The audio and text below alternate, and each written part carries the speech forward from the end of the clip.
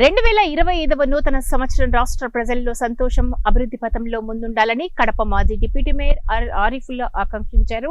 ఆయన కార్యాలయంలో జరిగిన మీడియా సమావేశంలో ఆరిఫుల్లా మాట్లాడుతూ 2024వ సంవత్సరంలో రాష్ట్ర ప్రజలు ఎన్నో ఒడిదుడుకులను ఎదుర్కొని కూటమి ప్రభుత్వానికి ఆశీర్వదించి ముఖ్యమంత్రిగా చంద్రబాబు నాయుడుకు అఖండ విజయాన్ని అందజేశారని ఈ సందర్భంగా ఆయన గుర్తు చేసుకున్నారు.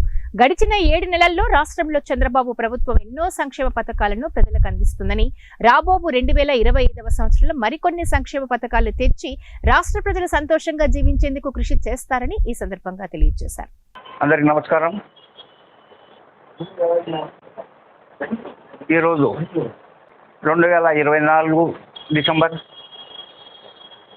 గత సంవత్సరం ఈ సంవత్సరము మనకు జీవన బాగానే గడిచిపోయింది. వచ్చే 2025లో ఈరోజు 12 గంటల తర్వాత అడుగు పెట్టడానికి పోతున్నాము.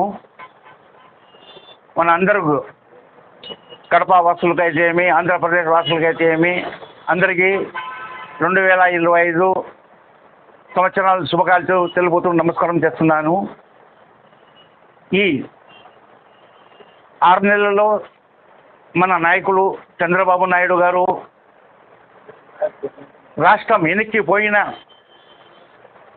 తర్వాత కూడా చంద్రబాబు నాయుడు గారు వచ్చి ఈ 6 నెలల్లో అభివృద్ధి కార్యక్రమాలు చేశారు. పింఛన్లు అయితే ఏమి, ఇంకా కొన్ని అన్ని అభివృద్ధి కార్యక్రమం చేశారు. దాంతో ప్రజలు చాలా సంతోషంగా ఉన్నారు. రాబోయే 25లో మనకు ఆంధ్రప్రదేశ్కి మంచినీటి పోలవరం కూడా మనకు మ్యాక్సిమం అయ్యేదానికి అవకాశం ఉంది. టోటలీ యువత కూడా మన లోకేష్ గారు విదేశాలకు పోయి కంపెనీస్ తెచ్చి అయినా కూడా కనీసం ఒక 5 లక్షల మందికి కూడా ఉద్యోగాలు ఇస్తామని ఆయన మాట ఇచ్చారు. ఆ విధంగా ఆయన కృషి చేస్తూ కష్టపడుతున్నారు, పొగలు లేకుండా రాత్రి లేకుండా.